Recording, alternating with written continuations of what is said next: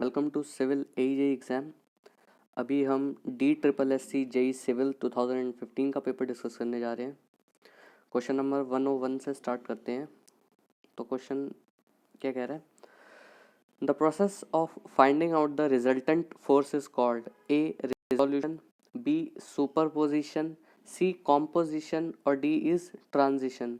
देखो ये जो PDF है इसकी स्कैनिंग थोड़ी सी लो क्वालिटी की है, इस वजह से आपको थोड़ा सा शायद पढ़ने में थोड़ी दिक्कत हो, तो जो मैं बोल रहा हूँ उस चीज़ पर ध्यान देना। ओके, तो इस प्रोसेस को देखो, बेसिकली इसमें दो चीज़ों में आप लोगों को कन्फ्यूजन होगी। पहला है रिजोल्यूशन और C ऑप्शन है कॉम्पोजिशन। ठीक है, अब देखो इधर इसने क्वेश्चन में इंपॉर्टेंट लाइन क्या बोली है, इस प्रोसेस को क्या बोलते हैं।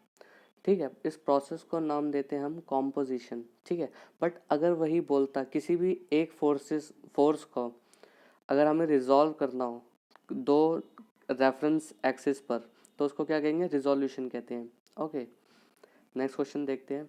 The angle of inclination of the plane at which the body begins to move down the plane is called A angle of friction, B angle of repose, C angle of projection और D is none of the above। तो इसका correct option क्या है? B angle of repose. Angle of repose वो angle होता है जिस पर बॉडी जस्ट आपकी स्लाइड करना स्टार्ट हो जाती है। ठीक है, this angle is theta. Okay, but यही अगर मैं बात करता कि एंगल ऑफ फ्रिक्शन क्या होता है, तो ये जो हमारा नॉर्मल और फ्रिक्शन फोर्स के बीच का जो रिजल्टेंट बनता है वो हमारा एंगल ऑफ फ्रिक्शन होता है। ओके, नेक्स्ट क्वेश्चन देखते हैं। As per the Indian standard classification, a sample of silty clay with liquid limit of 40% and plasticity index of 28 is classified as ACH, BCI, CCl और D is CLML। देखो इसमें सिर्फ और सिर्फ दो चीज़ों में कन्फ्यूजन हो गया आपको, B और D में से कोई ऑप्शन होना चाहिए, आपको देखते के साथ ही पता लग जाना चाहिए। अब इसको कंफर्म करने के लिए हमें ए लाइन की इक्वेशन पता है क्या होती है। ए लाइन क्या होती है? 0.73 WL minus of 20। Okay, WL minus of 20 जब आप करेंगे तो ये कुछ 28% से ज़्यादा आएगी। ठीक है, इसका मतलब क्या है, आपकी जो सॉयल है वो ए लाइन के अबव लाई कर रही है। और 35 to 50% के बीच में हम जानते हैं क्या होती है, इंटरमीडिएट प्लास्टिसिटी होती है। ठीक है, तो इस वजह से इसका करेक्ट ऑप्शन क्या हो जाएगा? B, that is CI। Next question देखते हैं। A rectangular channel, a rectangular open channel of width 5 meter is carrying a discharge of 100 meter per second। Actually ये मीटर क्यूबिक पर सेकेंड होगा। Okay, the Froude number of the flow is 0.8, the depth of flow in the channel is. देखो ये actual में तो grade का question है। Okay, but इसको आप बिना कैलसी तो सॉल्व करने में आपको बहुत टाइम लग जाएगा, फिर भी मैं बता देता हूँ। देखो फ्राउड नंबर की इक्वेशन क्या होती है? Froude number is nothing but V by under root of G और H, where H is the height depth of flow कह लो या हाइट ऑफ चैनल कह लो। ओके, नेक्स्ट देखते हैं। अब देखो V इक्वल्स टू हमें पता है क्या होता है, Q equals to velocity into area. Okay, velocity into area, तो हम जानते हैं क्या होता है, Q इक्वल्स टू में V इंटू ए। यहाँ से V अगर निकालना चाहूँ तो मुझे पता है V अपॉन V को मैं Q की टर्म्स में लिखना चाहूँ तो क्या लिख सकता हूँ, Q upon A under root of GH। इसमें कोई डाउट? डन।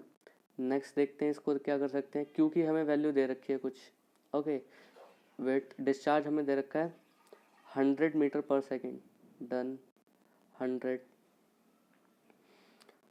एरिया हम क्या लिख सकते हैं? एरिया को हम लिख सकते हैं B into H, B into H under root of GH। Done, ये H अंडर रूट है। ओके, ये इक्वल्स टू क्या है, टोटल फ्राउड नंबर के इक्वल है।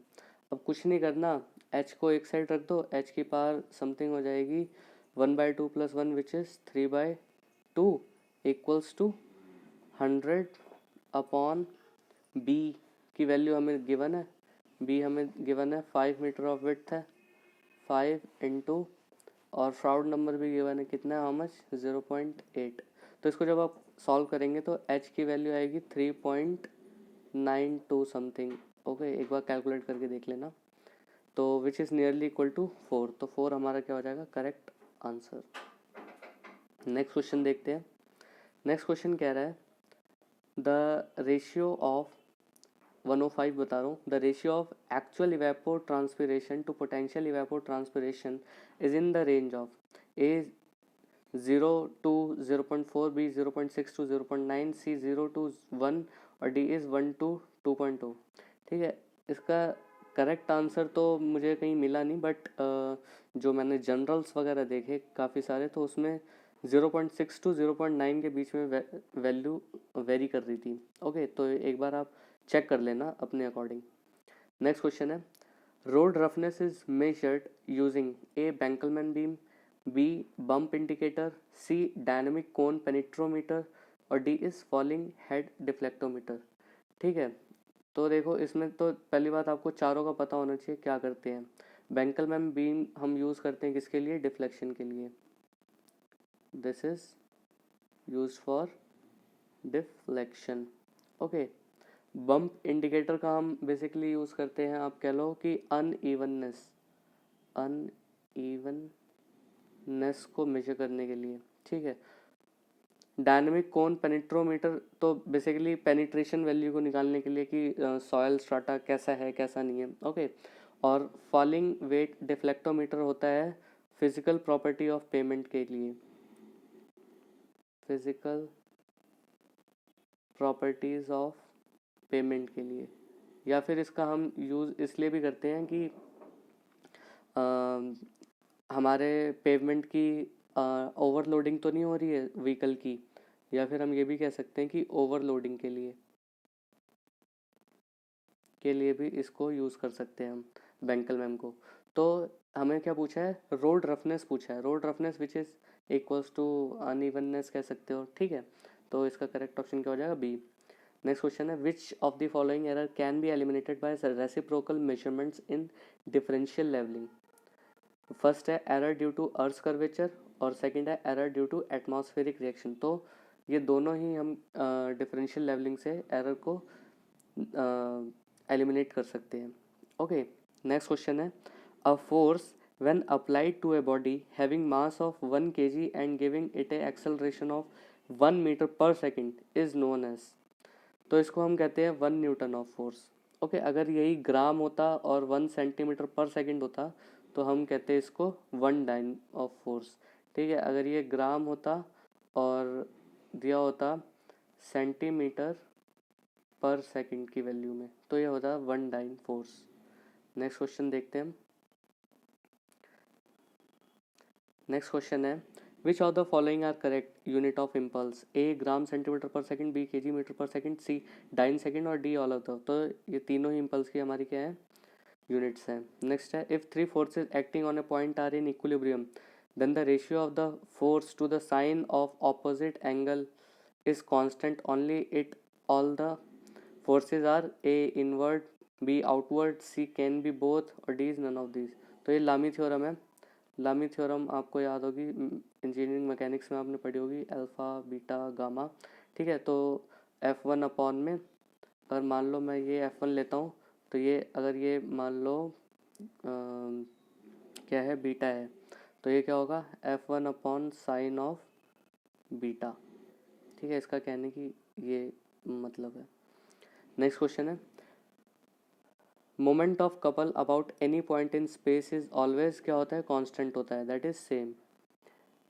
नेक्स्ट क्वेश्चन देखते हैं the frictional force which prevents one body from sliding on another body is known as, prevent कर रहा है। ठीक है, तो क्या है, स्टैटिक फ्रिक्शन। नेक्स्ट क्वेश्चन क्या है, नेक्स्ट क्वेश्चन देखते हैं which of the following is correct expression for centripetal force, A M V square upon R, B M R omega square और C is both of the above. तो correct option क्या है, C, both of the above are correct equation. Which of the following are known as siliceous, जितनी भी हमारी igneous rock हैं वो सारी की सारी क्या हैं, सिलीशियस रॉक होती हैं। ओके, तो इसका करेक्ट ऑप्शन क्या हो जाएगा, D, that is granite. Next question is which of the following have less unit weight। okay, A granite, B sandstone, C marble और डी इज़ बसाल्ट। तो मैं ये बता दूँ, बसाल्ट इनमें से सबसे ज़्यादा यूनिट वेट इसका बसाल्ट का है, और सबसे कम यूनिट वेट आपका किसका है, सैंडस्टोन का। तो हमसे क्या पूछा है, लेस ही पूछा है। ओके, लेस के लिए सैंडस्टोन। डन। बसाल्ट का क्या है इनमें से, मैक्सिमम। ठीक है, बसाल्ट का हमारा 2850 कुछ होता है केजी पर मीटर क्यूब, और ग्रेनाइट का हमारा होता है 2650 पर केजी पर मीटर क्यूब। मार्बल का होता है हमारा आई थिंक 24 केजी पर मीटर क्यूब, और इसका सैंडस्टोन का होता है 23 केजी पर मीटर क्यूब। ठीक है, नेक्स्ट क्वेश्चन है, stone in building work can be use for which of the following components, A foundation, B walls and columns, C arches and lintels, और D is all of the above. तो stones का इन सब में ही use हम कर सकते हैं। नेक्स्ट क्वेश्चन है, a test to find out the rate of wear of stone used in road construction is attrition test को हम करते हैं रेट ऑफ वियर निकालने के लिए।